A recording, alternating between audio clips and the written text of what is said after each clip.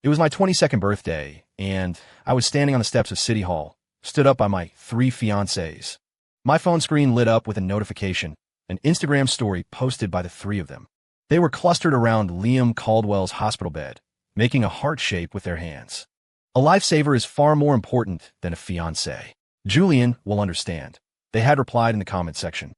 I turned away from the building and dialed the number at the very bottom of my contacts list. Sloane Sterling. Does that proposal you made 2 years ago about a quick marriage still stand? Later, when the 3 Vance sisters were pounding on our door, weeping and begging, Sloane was busy teasing our cat with my parents' ancestral emerald pendant. The pendant? I ripped that off Liam Caldwell's neck ages ago. It was part of the dowry. I wrapped my arm around my wife's waist and chuckled softly. Now it's just a toy for the cat. Outside the floor-to-ceiling windows overlooking the Charles River, the mournful cry of the doves could no longer be heard. The marble steps of the City Hall annex radiated a chill that didn't belong in July. The red LED numbers on the electronic display board burned like branding irons, searing my eyes. It was 9:17 a.m.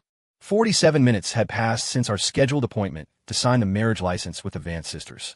The velvet ring box with gold trim left deep indentations in my palm. Inside lay 3 engagement rings side by side. Victoria's classic 6-pronged diamond, Audrey's sapphire with a diamond halo, and Chloe's vintage rose gold with floral engravings. My parents had designed them personally before they passed, commissioning a master jeweler to craft them by hand. They carried the weight of their expectations for our future, but now they felt like 3 invisible shackles. My phone screen lit up again. It was an update from Chloe's feed. In the photo, the 3 sisters were wearing bright, festive dresses surrounding Liam Caldwell in his hospital bed, their fingers forming a large, collective heart shape. Audrey's fingertip was nearly poking Liam's face, which was swathed in heavy gauze. The caption read, "Liam got his bandages off. We had to be here for his rebirth day. The sun is shining, and hope is sprouting." In the comments, Victoria was replying to a mutual friend's query. Prioritizing our savior over formalities is what matters. Julian will understand. She followed it with 3 hugging emojis. My heart felt as if it were being squeezed by an icy hand. Blood rushed to my head, making my eardrums ring. Liam Caldwell, the son of the Vance family's housekeeper. 3 months ago, in a sudden car accident, he had descended like a guardian angel, pushing the 3 sisters out of the way of an oncoming truck. That hero saves the beauty moment had completely upended the trajectory of my life. Once, Audrey would stubbornly save the biggest, reddest cherry on my birthday cake for me, her eyes sparkling as she said, "Julian, the sweetest one is for you." Now, she had memorized every dietary restriction Liam had, down a lecturing the nurses repeatedly about not putting a single scallion in his soup. Victoria, the shrewd and capable CEO of Vance Enterprises, was now diverting all the massive social capital she had accumulated in business school to find top neurosurgeons from around the globe for Liam. And Chloe, the most rebellious and self-centered of the 3, the heiress who refused to even step foot in the kitchen, had actually learned to make bone broth for him, ignoring the band-aids covering the cuts on her fingers. The display board coldly flashed B1314, a number dripping with irony, as if mocking my pathetic, superfluous presence. My fingers slid mechanically down my contact list, skimming past the 3 pin names at the top, and finally resting on the dusty contact at the very bottom. Sloane Sterling, ESQ. My finger hovered for a moment, then, as if using the last of my strength, I pressed call. It rang 3 times before connecting. A clear, cool female voice with a hint of imperceptible rasp came through, like spring water hitting stone. "Mr. Thorne." The background noise was the crisp sound of turning pages and keyboard strokes. My Adam's apple bobbed with difficulty, a bitter, metallic taste filling my mouth. "Ms. Sterling." I heard my own voice, terribly dry and rasping. "That proposal you made 2 years ago about a flash marriage, does it still stand?" There was a brief silence on the other end, only the sound of steady breathing. 3 seconds stretched out like a century. "Do you have your ID?" Her voice was devoid of ripples, as if confirming the completeness of a file. In my suit pocket, I subconsciously pressed a hand to my chest. "Wait right there." Her command was concise and powerful. The final syllable before she hung up cut through the air like a blade grazing porcelain, carrying an unquestionable certainty. 10 minutes. 2 when Sloane Sterling appeared. She brought a tsunami of presents that instantly swept away the stifling air at the City Hall entrance. She wore an impeccably tailored burgundy satin blouse, the collar slightly open to reveal a slender but strong collarbone, tucked into sharp, high-waisted black trousers that accentuated her long legs. Two lustrous pearls on her earlobes swayed gently with her brisk staccato steps, refracting a warm glow in the sunlight. The scent of cool vetiver mixed with faint cedarwood swirled around her, creating a small vortex that dispersed the surrounding humidity. She didn't even glance at the gilded emblem above the door that symbolized worldly commitment. Her gaze landed precisely on me, scrutinizing and assessing. Thwack! A heavy leather legal binder hit my chest with significant force, a declaration of war. Prenuptial agreement. Key points are highlighted in yellow. Read it carefully. Her voice was calm. All equity and stock options in Thorn Industries are completely segregated from your personal marital assets. My firm, Sterling Law, has completed independent asset notarization prior to marriage. All profits and debts are unrelated to you. Any new property acquired under individual names post-marriage is considered personal property unless otherwise agreed in writing. In short, she finally looked up, her sharp gaze sweeping over the empty space beside me, her lips curling into a faint, almost mocking arc. Financially, we owe each other nothing. Emotionally, we take what we need. It seems the Vance sisters have a full schedule today. She asked the question knowing the answer, the sarcasm in her tone like a fine needle. I gripped the cold edge of the binder, my knuckles turning white. They're at the hospital, watching Liam Caldwell get his bandages off. Every word felt like it had to be torn from my throat. Oh, how touching. She let out a soft scoff, pulling a Mont Blanc fountain pen from her crocodile skin briefcase. With fluid movements, she uncapped it, revealing the platinum nib glinting coldly. Sign this, and I'll help you nail this earth-shattering friendship of theirs to the most conspicuous pillar of shame in the Vance family history books for future generations to admire. Deal. She shoved the pen into my hand. The cold metal made me shiver slightly. As the ink flowed to form the name Julian Thorn, it felt like burning the boats behind me. Just as the last stroke landed, a piercing screech of brakes tore through the air nearby. A flashy red sports car slammed to a halt at the curb. Chloe Vance didn't even wait for the car to stop fully before leaning halfway out the window, her carefully styled chestnut curls whipped into a mess by the wind, looking like a ball of angry fire. Julian Thorn, are you crazy? Do you know what you're doing? Using marriage as a joke to get back at us? She rushed up the steps, reaching out to grab my arm, her voice thick with tears and rage. A hand with clearly defined knuckles and nude nail polish was faster. Sloane Sterling's expensive briefcase interposed itself with undeniable authority, precisely blocking Chloe's wrist with significant force. Ms. Chloe Vance. Sloane's voice wasn't loud, yet it cut clearly over Chloe's panting and the traffic noise. With elegant movements, she pulled two red booklets from her bag, still smelling of fresh ink. She opened them, the official seal and the bold words, marriage certificate, reflecting blindingly in the July sun. Please mind your manners. Allow me to introduce this. She turned sideways, her calm gaze landing on me with a strange territorial possessiveness. Is my husband, Julian Thorn. Audrey Vance had also gotten out of the car. Her face was pale, lips trembling slightly. Her meticulously applied makeup couldn't hide the panic and trace of guilt in her eyes. Her nails dug deep in her palms, her voice choked with sobs. Julian, we know we were wrong today. We went too far. But Liam, he really needs us by his side. Today is the day he sees the light again. It's significant. Sees the light again? Did he need all three of you there, holding hands in a circle, performing a Care Bear stare to transfer the power of sight to him? Sloane laughed outright, as if hearing the most absurd joke. The sound was crisp, but freezing. Last I checked, ICU visitation in this city is strictly limited to 2 people at a time. What does Mr. Caldwell have some rare, century-old hysteria that requires 3 guardians to suppress simultaneously? Or, she leaned forward slightly, her gaze sweeping over the sisters like a scalpel. Do you think that by huddling together, you can summon a dragon to grant his recovery? Chloe was shaking with rage, pointing a finger at Sloane. Who do you think you are? Bossing us around. Victoria Vance was the last to exit the vehicle.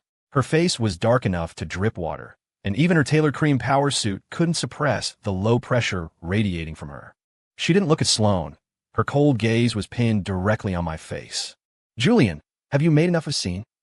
Come to the hospital with me. Apologize to Liam, and I can pretend this never happened.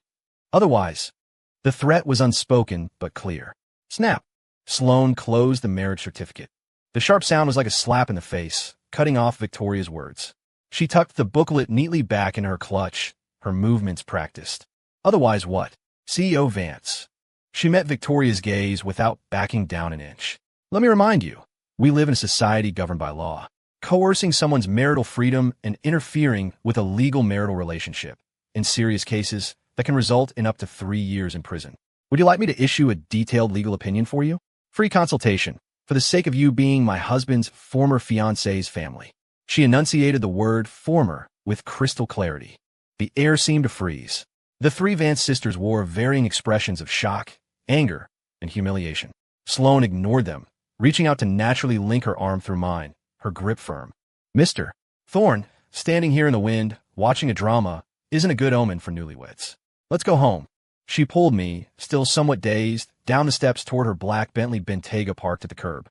The car door slammed shut, cutting off the 3 pairs of emotionally complex eyes and the suffocating atmosphere behind us. The engine roared to life and merged into traffic.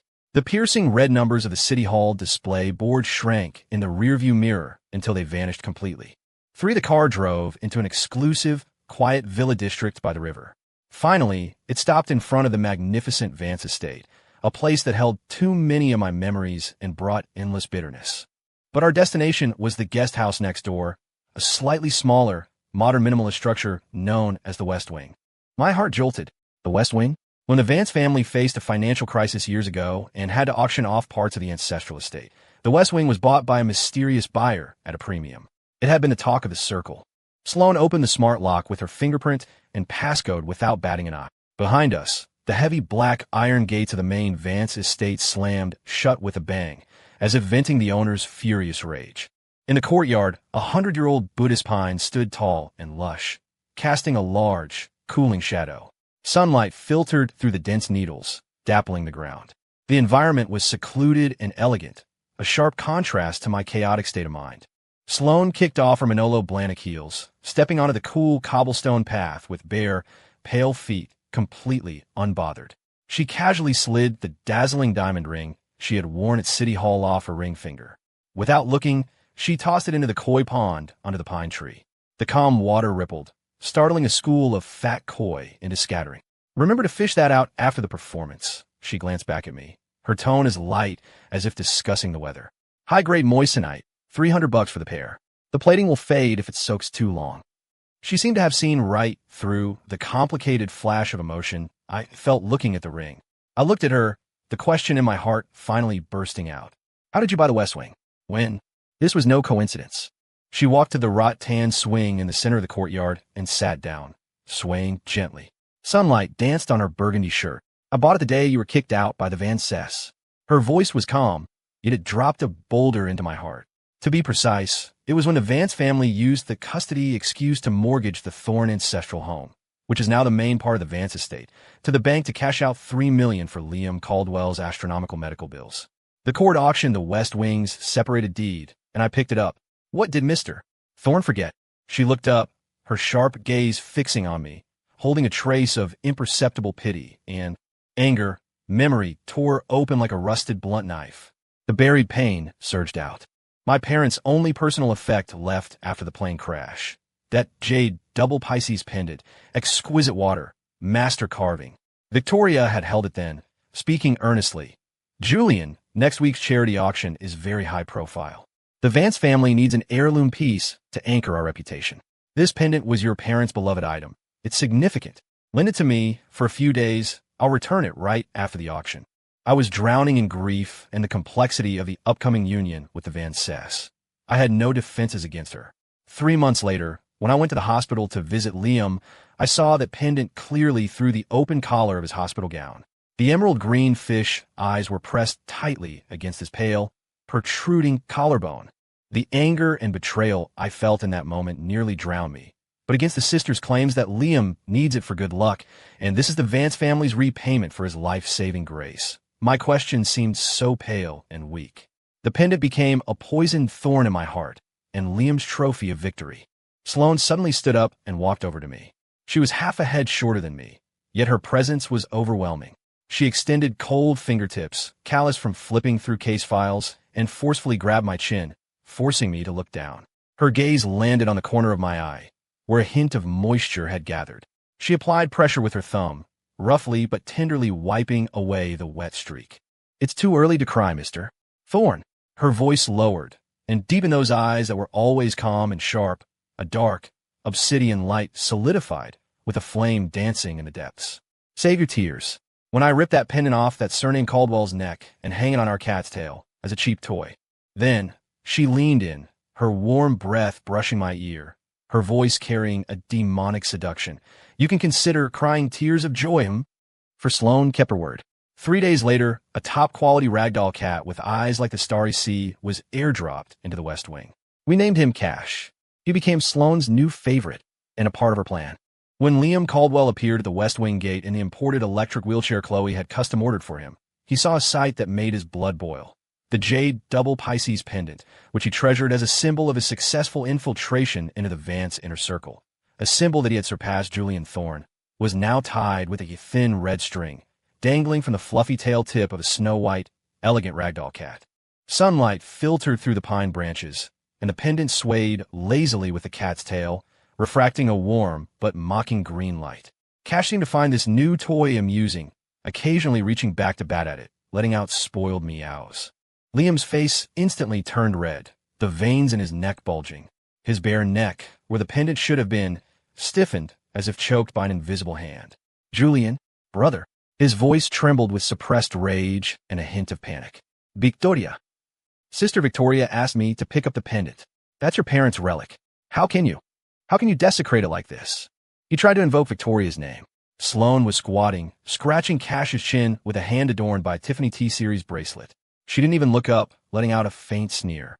"Desecrate? Mr. Caldwell speaks too heavily. It's just a little toy for the cat." She finally raised her eyes, her gaze landing calmly on Liam's twisted face. "As for you, Mr. Caldwell, possessing someone else's priceless heirloom without the owner's consent for a prolonged period. What is that behavior called?" She stood up, dusting off her hands elegantly. "Let me, a professional, remind you.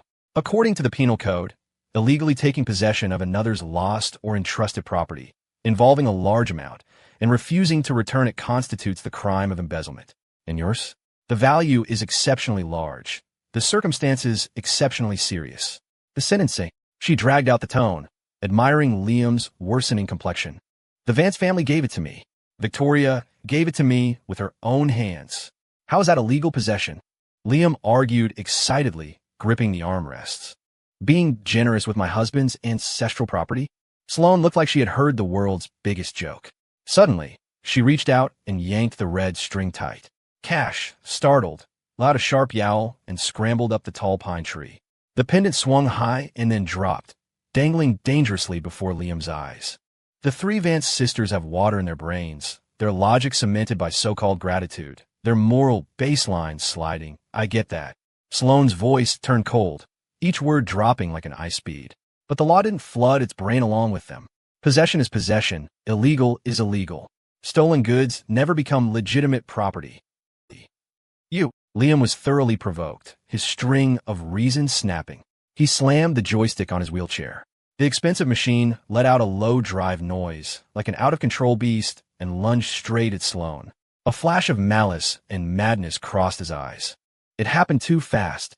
Acting on instinct, I reflexively stepped sideways, shielding Sloane completely behind me. At the same time, I reached out to block the runaway wheelchair. Bang! A heavy, dull thud. The front wheel of the wheelchair slammed hard into the edge of the stone bench in the center of the courtyard. The massive inertia caused the wheelchair to lurch violently, throwing Liam Caldwell out of the seat. He hit the cold cobblestone ground hard, sprawling awkwardly. The wheelchair tipped onto its side, wheels spinning futilely in the air. Liam, almost simultaneously, Chloe's piercing scream shattered the courtyard's tranquility.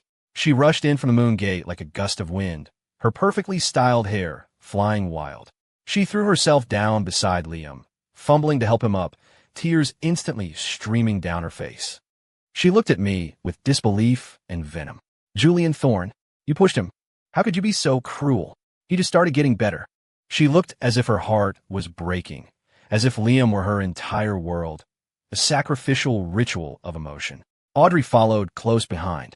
Seeing Liam groaning in pain on the ground, her face went deathly pale. Without thinking, she raised her hand and swung it viciously toward my cheek, crying out, "Julian, you've gone too far." A faster, stronger hand intercepted Audrey's wrist with precision. Sloane stepped out from behind me, her eyes cold as frost. Her slender fingers clamped onto Audrey's wrist like iron pincers, her thumb pressing exactly on a pressure point. The small, sharp lawyer's badge she wore pressed hard against Audrey's pulsing vein. "Ms. Audrey Vance." Sloane's voice wasn't loud, but carried a bone-chilling coldness that everyone heard clearly. "Assaulting someone in public, attempting to slap my husband. Minimally, that's attempted battery. Maximally, it's assault. Do you need me to recite the specific statutes and sentencing guidelines right now? Or shall we call the police to define if this constitutes attempted domestic violence?" Although her lips curled into a cold arc, given your current relationship, the term domestic hardly applies anymore. Audrey's wrist was in agony. Her face flushed red then white, a mix of anger and fear. She struggled but couldn't break free, biting her lip as tears welled up. At that moment, Victoria finally appeared in the shadow of the moon gate. She was holding a steaming white porcelain medicine jar, clearly intending to deliver medicine to Liam. The chaotic scene made her frown, but she quickly recovered her usual cool, condescending demeanor. She didn't look at Liam on the ground, nor did she acknowledge her sister's predicament. Her cold gaze swept over me and Sloane like a searchlight, finally locking onto my face with deep disappointment and contempt. "Julian." Her voice was low but hit like a heavy hammer. "Leaving the Vance family, leaving the support of us sisters. What do you think you have left? You are nothing." She had said the same thing when my parents first died and I took over the crumbling Thorn business. Back then, it was meant as encouragement. Now it was just cold negation and severance. Sloane suddenly laughed. The smile was beautiful but devoid of temperature, like light reflecting off ice. She released Audrey's hand and abruptly yanked off the platinum chain I had been wearing hidden under my shirt. Hanging from it was another Thorn family heirloom, a men's ring set with a rare South African blood diamond. The significance and value of this ring were far beyond ordinary jewelry. The platinum band spun nimbly in her pale fingers, creating a dazzling arc in the sunlight. The diamond, deep as pigeon blood and shockingly large, refracted heart-stoppingly magnificent fire. Fire. "Recognize this? CEO Vance." Sloane's voice held a strange rhythm as she turned to a slightly pale Victoria. "The Thorn family's Crimson Heart, one of the largest, highest clarity blood diamonds ever found in the De Beers mines, cut and set by a Cartier legend. Its current value," she paused, admiring the shock and complexity in Victoria's eyes, "conservatively speaking, is enough to buy 10 of the current Vance enterprises with change to spare." Under the shocked, greedy, and incredulous gazes of the Vance sisters and Liam, Sloane took my left hand. Without hesitation, with a solemnity that declared sovereignty, she slid the ring symbolizing the supreme glory and wealth of the Thorn family onto my ring finger. The cold metal and gem fitted against my skin, heavy with history. "A pity." Sloane let go of my hand, looking at the brilliant ring on my finger. Her tone held a sliver of regret, but her eyes shone with victory. "Now it can only be a decoration on my husband's hand, a married man's accessory." She emphasized the word married, her cold smile deepening as she scanned the sisters' pale faces and the unconcealed jealousy in Liam's eyes. The courtyard fell into dead silence, save for Cash giving a soft meow from the pine tree and Liam's suppressed groans of pain. The jade pendant was eventually found inside the pillow filling of Liam's VIP hospital room, wrapped deep of thick silk. When Sloane pushed open the hospital door, holding a court-issued search warrant and flanked by 2 uniformed officers, she walked in on a heartwarming scene. Audrey, wearing an expensive Chanel tweed jacket, was carefully spooning expensive bone broth into Liam's mouth, her eyes dripping with tenderness. Chloe was peeling fruit nearby, her face still carrying the anger from the encounter at the West Wing. The police showed their badges and stated their purpose. Audrey's hand jerked, nearly spilling the broth. Chloe jumped up like a hen protecting her chick. "What are you doing? Who allowed you in here? Liam needs rest." Sloane ignored their screaming, calmly directing the officers to search according to the law. When an officer pulled the familiar jade double Pisces pendant from the pillow, the porcelain bowl in Audrey's hand crashed to the floor, shattering. The sticky broth splattered onto the hem of her expensive jacket. Liam's face turned gray as death. He suddenly began to cough violently, tearing at his lungs, actually coughing up spittle streaked with blood. Larceny. Value exceptionally large. Sloane stood in the center of the room, clearly reading out the criminal detention notice. Every word struck the hearts of Liam and the sisters like a hammer. Her hawk-like gaze swept over Liam's pale face. Mr. Caldwell, do you need me to explain the sentencing guidelines for exceptionally large value in judicial practice? 10 years minimum, up to life. Just as the police were preparing to take Liam away, a sharp-eyed officer checked the pockets of the patient gown Liam had taken off. He shook out a small metal object. It was the official corporate seal of Vance Enterprises. Along with it fell several draft equity transfer agreements and asset mortgage documents. The signature line clearly bore a forgery of Victoria's handwriting, and the beneficiary listed was Liam Caldwell. The truth was out. This savior, the Vance sisters had cradled in their palms and poured everything into repaying, wasn't just greedily hoarding the Thorne family heirloom. He was actively plotting to forge documents and hollow out the foundation of the Vance family. No, that's not true. Liam, tell me it's not true. Chloe screamed in a breakdown, trying to grab Liam, but was blocked by police. Audrey looked dazedly at the seal and documents on the floor, then at the curling, coughing Liam, teetering on the edge of collapse. Victoria rushed in upon hearing the news. Seeing the scene, especially the draft agreement forging her signature to transfer core assets, the last trace of blood drained from her face. She swayed, gripping the doorframe to stay upright. The look she gave Liam was full of the agonizing pain of a snakebite, shock, and utter despair. Chloe's curses, sobbing, Liam's coughing, and the police orders intertwined, alerting the entire VIP floor to the farce. The courtroom was solemn. In the gallery, the three Vance sisters huddled in a corner like three wads of cotton ruined by a storm, showing none of their former glory. Audrey's Chanel jacket, stained with broth, looked particularly jarring and pathetic. Victoria clutched a crocodile skin notebook filled with terrifying words like debt liquidation, asset freeze, and bankruptcy risk. Her bun was no longer impeccable. Strands of graying hair fell loose, sticking to her sweaty forehead. Chloe stared dead-eyed at the defendant's dock where Liam sat in prison grays, looking haggard, then shot resentful glances at me, sitting in the witness section. Her red-nailed fingers dug deep into the leather of the seat in front of her, leaving jagged marks. During a recess, she finally couldn't hold back. She rushed to my seat, her voice hoarse, thick with tears and hate. Julian, you knew all along, didn't you? You watched him destroy the Vance family step by step. You just watched. Why didn't you stop it? You hate us, so you wanted to see the family completely ruined to be happy. Her accusation was sharp and desperate.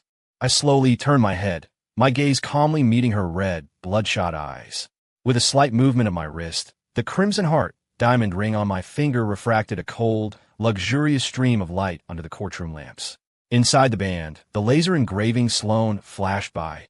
I didn't watch him destroy the Vance family. My voice wasn't loud, but it reached her ears clearly, as well as the ears of Victoria and Audrey, who were straining to listen nearby.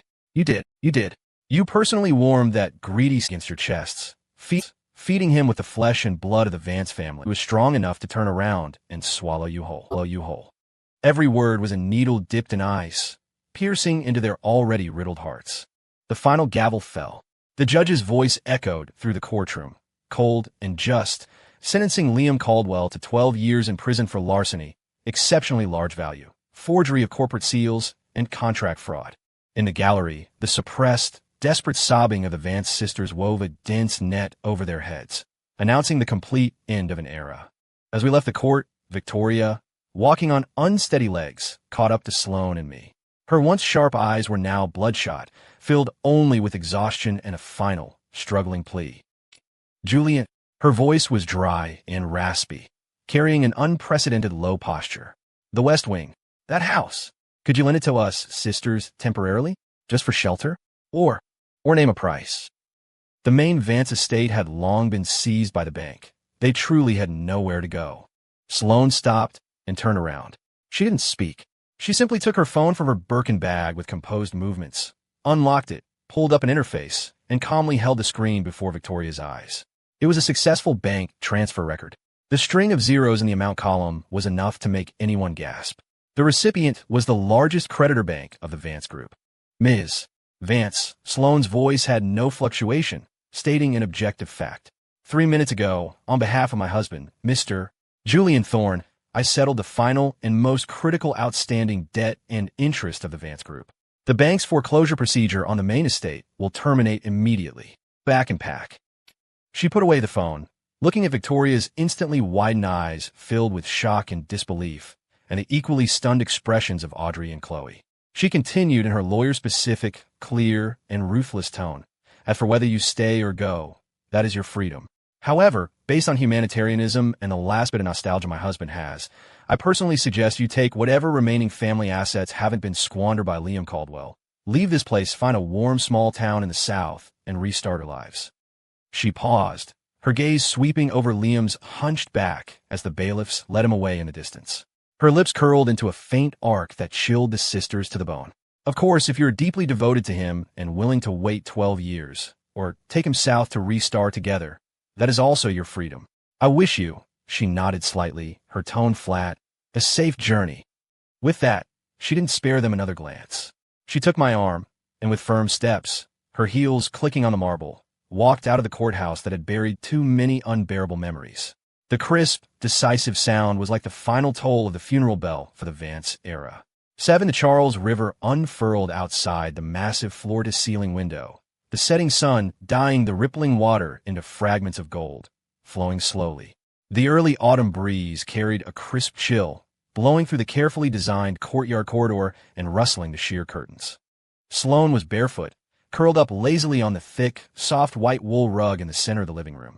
Cash, the blue-eyed ragdoll, lay by her leg, elegantly licking his paw. The recovered, lustrous jade double Pisces pendant was now tied with a sturdier black leather cord, hanging from Cash's fluffy collar. It swayed gently with his small movements, refracting a warm, peaceful glow, no longer a trophy on a greedy man's neck. Cash's paw batted at a yarn ball. Beside the ball lay a financial newspaper, casually spread open. The headline, Vance Group Files for Bankruptcy Liquidation, Core Assets Acquired by Mysterious Capital, occupied only a small corner. Really not going to see them off? Sloane dropped a sugar cube into my bone china coffee cup, the silver spoon stirring gently with a crisp clinking sound. She didn't look up, her gaze on Cash playing. The boat ticket was for this morning. To Florida. I hear it's warm there, good for healing and retirement. Her tone was flat, betraying little emotion. I didn't answer. I put down the cup, walked over to her, and leaned down. One hand cupped the back of her slender but strong neck, and with an undeniable force, I kissed her deeply. The rich bitterness of the coffee mixed with the cool taste of mint candy on her breath, and the faint sweetness of the melting sugar, permeating between our lips and tongues, strangely smoothing out the last ripple in my heart. The river wind gently passed through the corridor, bringing moist vapor. Outside, the Charles River remained the same, but those mournful dove cries that once lingered like a curse were gone, vanished without a trace. There was only the soothing sound of the flowing river and the long, peaceful whistle of a boat in the distance. Counselor Sterling, the kiss ended. My forehead rested against hers, my palms sliding down her smooth spine to rest on her slender waist. The wedding ring on my ring finger pressed hard and cool against the dip of her lower back, a gesture of intimate possession and reminder. She was breathing slightly faster, her blue eyes looking like melted gems in the sunset, holding a trace of lazy allure. She suddenly turned, straddling my lap, her arms naturally circling my neck. The movement caused her loose silk robe to slip off one shoulder, revealing an exquisite collarbone. As she moved, the marriage certificate on the coffee table was knocked over, falling with a soft thud into Cash's soft, warm cat nearby. The cat merely glanced up lazily, then went back to playing with his yarn. Her ending note pitched up, enticingly husky. That day, my fingers tangled in a lock of her slightly curled hair. At the City Hall steps, why did you agree so quickly? That flash marriage proposal. The question had been circling in my mind for a long time. She laughed low in her throat, a vibration against my chest. She extended her index finger, the tip cool, and gently undid the first button of my shirt, then the second. Treasure, your junior year at the Ivy League debate championship finals. As the fourth speaker for the opposition, when you turn the tide in the last 30 seconds and crush my law school's team. Her finger lingered on my collarbone, tracing the lines there. You stood up for your closing statement, so agitated that your collar popped open. The second button was loose. Her voice dropped, thick with the hazy glaze of memory and undisguised desire. I sat in the audience, watching your skin flush slightly with adrenaline and heat, watching a bead of sweat slide down your Adam's apple and disappear into your open collar, watching the sexy line of your collarbone tense under the stage lights. She leaned down, her warm lips almost touching my ear, her breath hot. I thought to myself, it's a shame for such a beautiful collarbone not to wear an exclusive wedding chain. I had to lock it up myself and carve my name on it. The answer was completely unexpected, not for calculated interest, not for sympathy. It stemmed from a detail so insignificant from a fierce debate so long ago that I had no memory of it. An indescribable throb and warmth instantly swept through me. Just then, Cash, who had been quietly playing with the yarn, suddenly jumped up in excitement. The pendant on his collar swung wide with the movement. Clink, crack, a crisp shattering sound.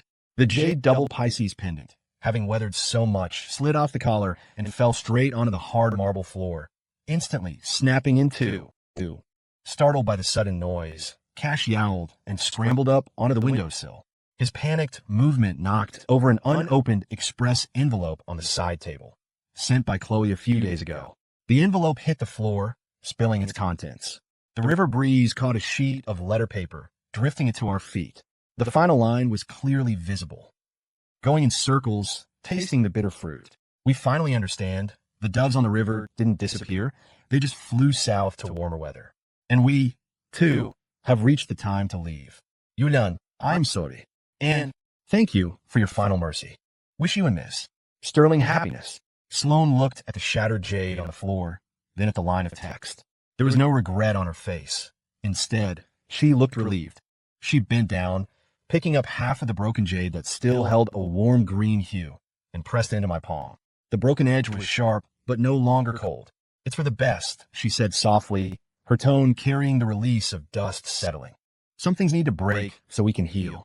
Out with the old, in with the new. She looked up, her gaze passing through the massive window to the outline of the mountains across the river. The golden glow of the sunset outlined her perfect profile, and a rare, touching flush appeared at the base of her ear. Tomorrow, the weather looks nice. Her voice suddenly became very light, holding a trace of imperceptible nervousness and anticipation. Shall we go to Mount Auburn Cemetery to see Mom and Dad? We should tell them.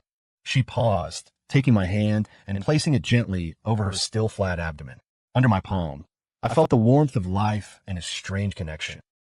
That spring on the Charles River is coming soon, with a new member. As if to echo her words, a silver fish leaped out of the glittering river outside the window, trailing a string of crystal-clear water droplets. The splash bloomed into brilliant gold foil in the melting sunset, then suddenly fell back, merging into the mighty, eastward-flowing river. The last haze in my heart was completely dispelled by this golden light. I lowered my head, asking no more questions. Instead, I gently bit the pearl button on her robe that was half undone and teetering, my tongue tasting the faint fragrance and warmth of her skin. Those mournful dove cries that had once hovered day and night like a nightmare had, in this moment, finally flown far away from the deepest part of my heart forever. Outside the window, only the eternal flow of the river remained, gently embracing the hope of new life. Story end.